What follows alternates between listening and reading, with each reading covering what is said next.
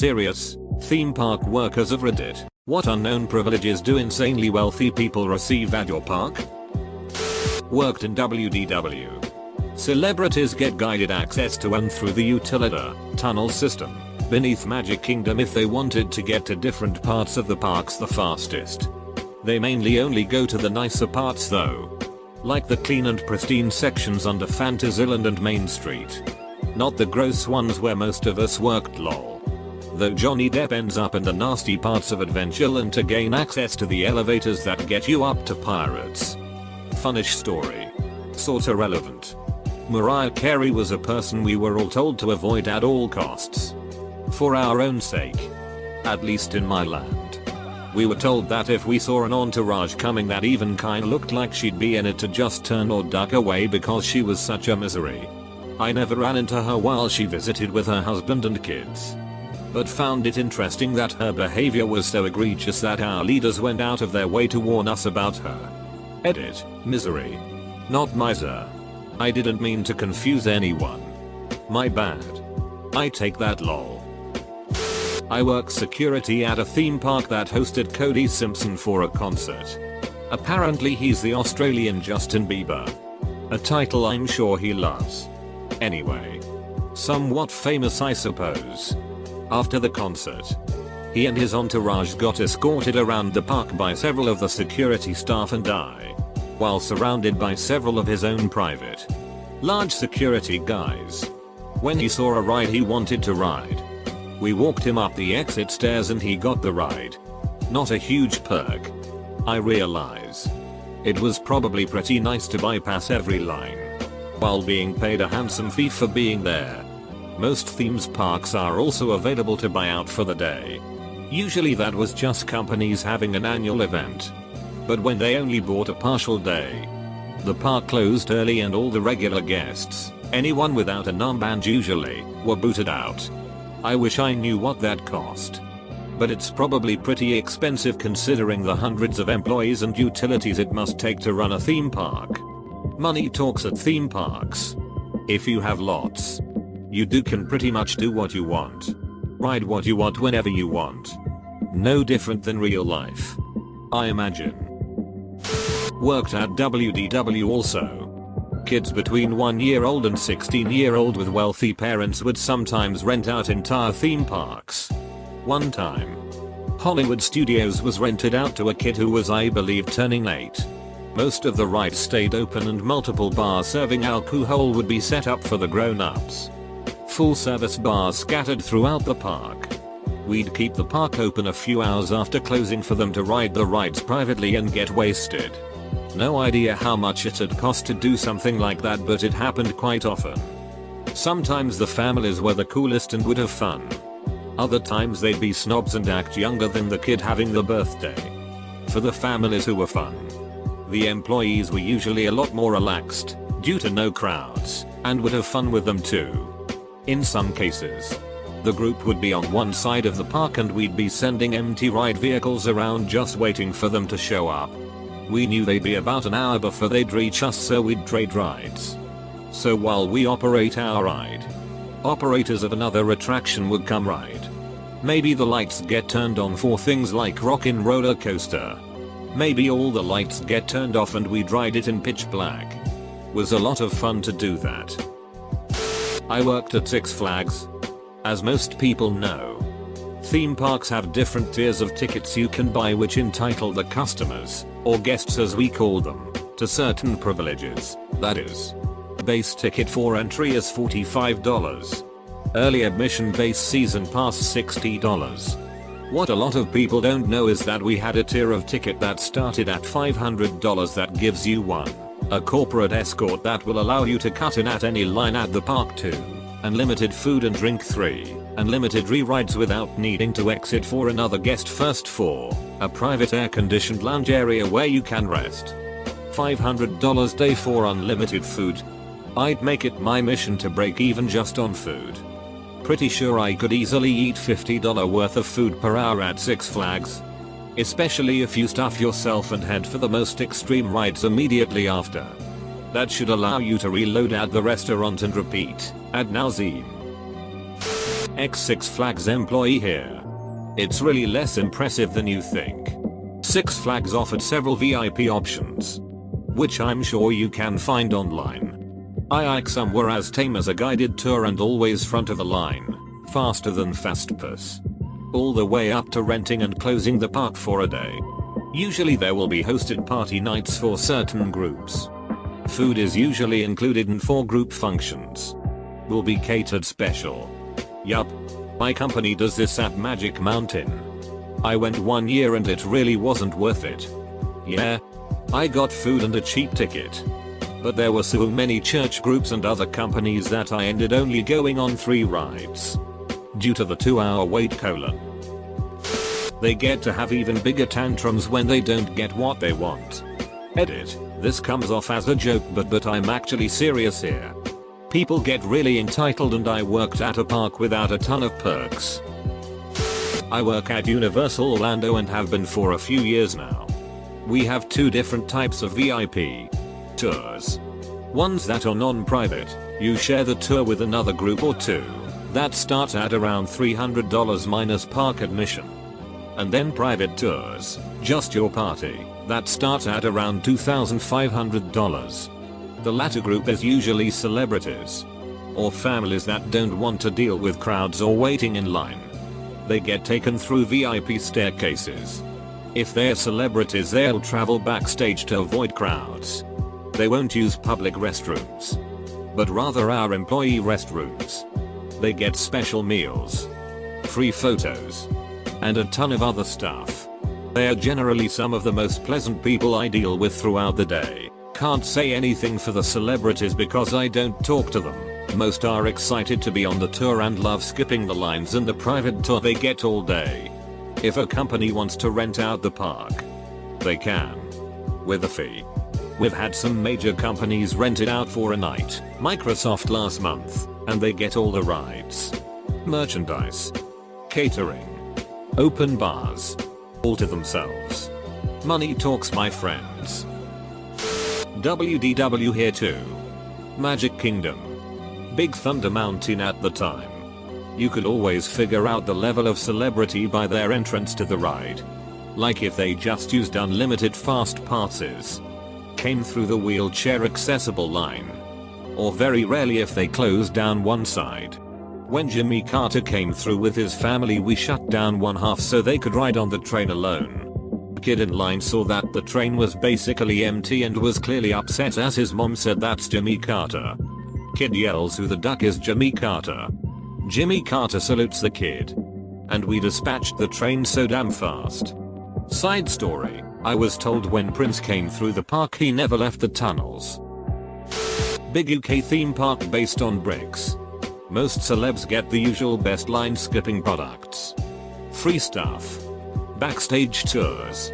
However, we also had one visit who was royalty from a very oil rich country.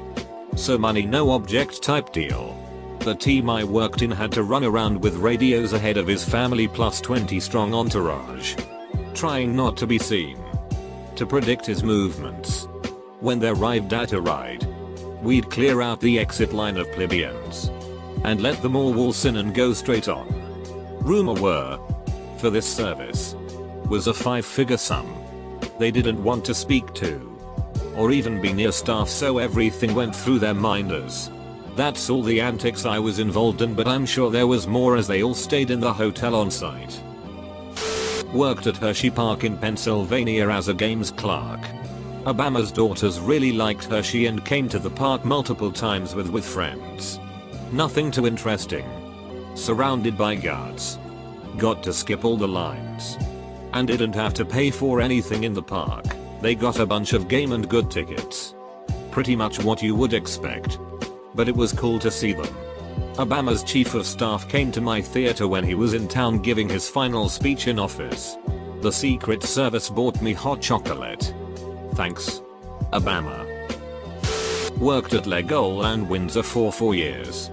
Multiple celebs came through during that period, all received different treatment and 3 people in particular stand out. Katie Price. A truly awful woman. Would regularly come to the park, demand all the diva treatments. Passes. VIP parking routes in and out of the park to avoid regular people. Pays for nothing, gets everything and thanks no one. Michael McIntyre also received most of the above. As to whether or not any payments were received for those services I do not know, but in general he was reportedly much more pleasant and fun to deal with and less demanding. Finally, Boris Becker showed up one day at the front entrance at about 2 p.m. well after the morning rush, and as most other people in the park were eating lunch. Produced 3 annual passes for him and the kids handed them to me so I could check they were his. Had a pleasant if brief conversation as I scanned them through, and he went on about his day like a normal person. Guess who my favorite celeb guest was whilst I worked there? At Cedar Point in Sandusky. Oh. You can purchase a gold VIP package which gets you instant boarding up the exit on any and every ride you wish to ride. No waiting at all. Whichever seat you specifically want. For about 8 hours of the day, the 8 that matter. I believe it's 12-8. There's also a food package that comes with it.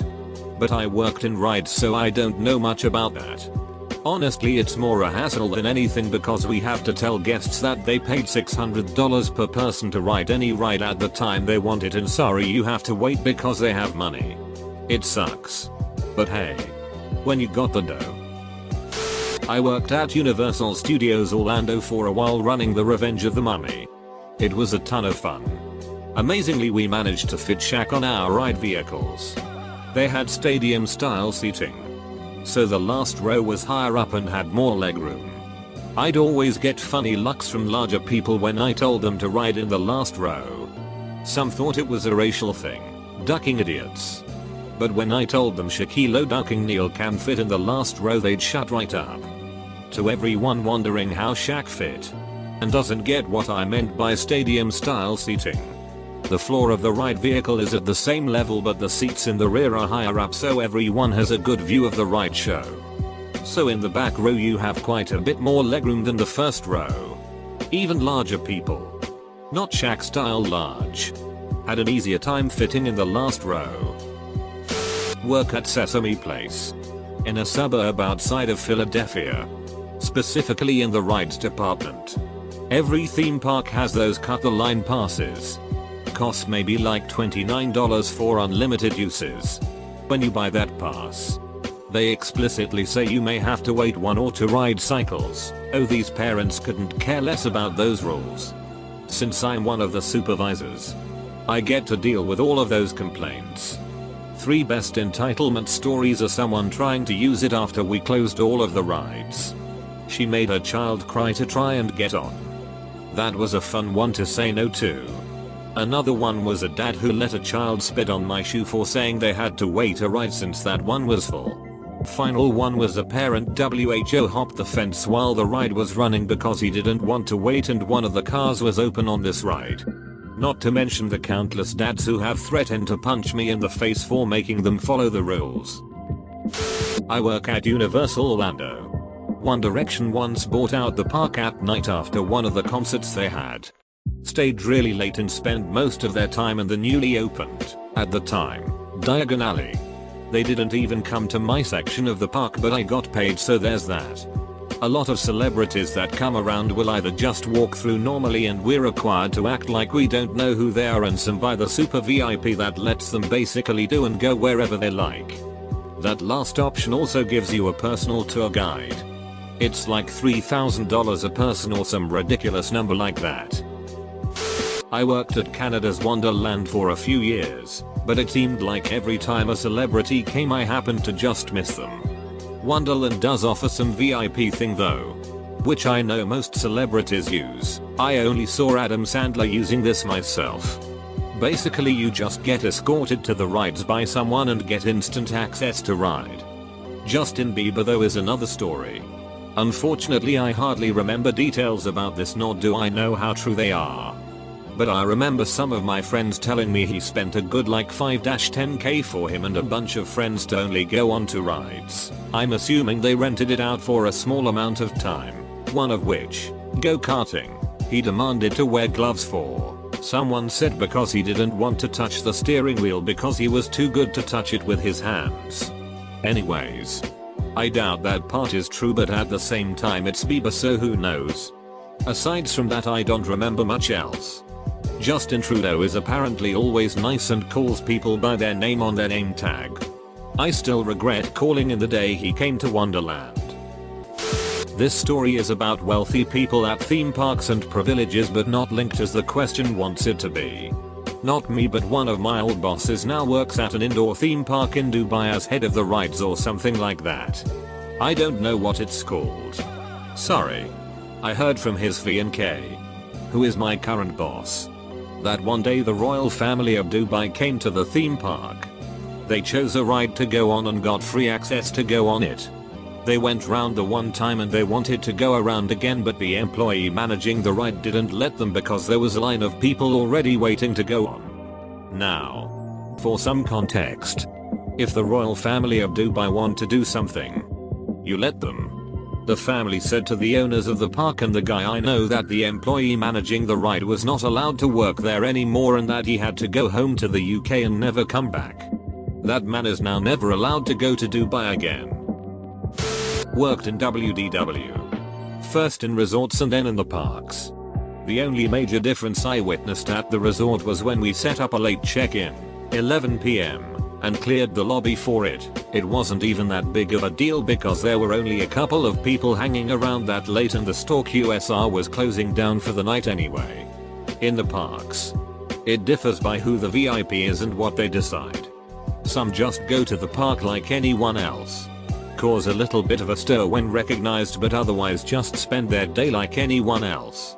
Some do the Keys to the Kingdom tour, like someone else already mentioned. But it's pretty standard and pretty much anyone can do it if they want to pay for it. And then there are the guided tours, where you have someone from guest services with you all day and you line jump and get priority seating, etc. But again, pretty much anyone can do it if they can pay for it. Disney will typically bend over backwards to support any reasonable requests. I know they've cleared restaurants at celebrity requests before, but all in all, during my time there, it was all pretty low-key.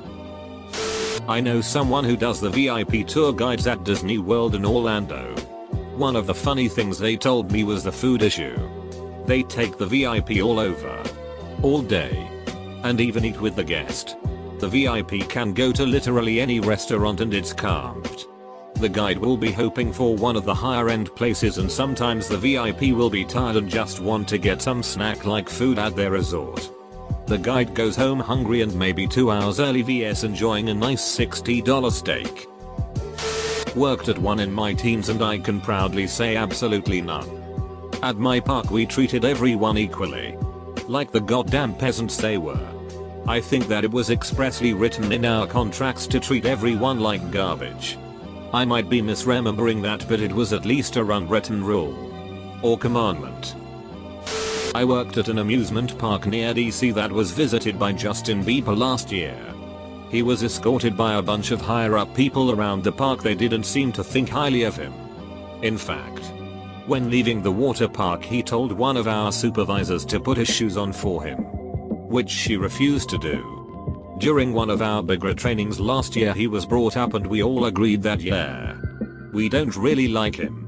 Then we have other people like Molly Obama who came to visit with her friends a few months ago and she was just trying to be low-key the whole time, and it seemed like everyone from guests to employees was just trying to take pictures of her and she just kinda wanted everyone to duck off. I felt kinda bad for her. But she had at least 2 Secret Service guys dressed as normal guests getting on rides with her friends and all that. It was funny. On a visit to Disneyland Hong Kong I happened to pop into a jewelry store on Main Street. Partly I was wondering who buys jewelry at Disneyland, but mostly because it was air conditioned. They had little gold decorative ornaments in there, Mickey, Goofy, the castle, etc. that cost more than $5,000 US. They were approx snow globe sized. I asked the girl if they ever sold any and she told me that had sold to that very day. I still can't quite get over this.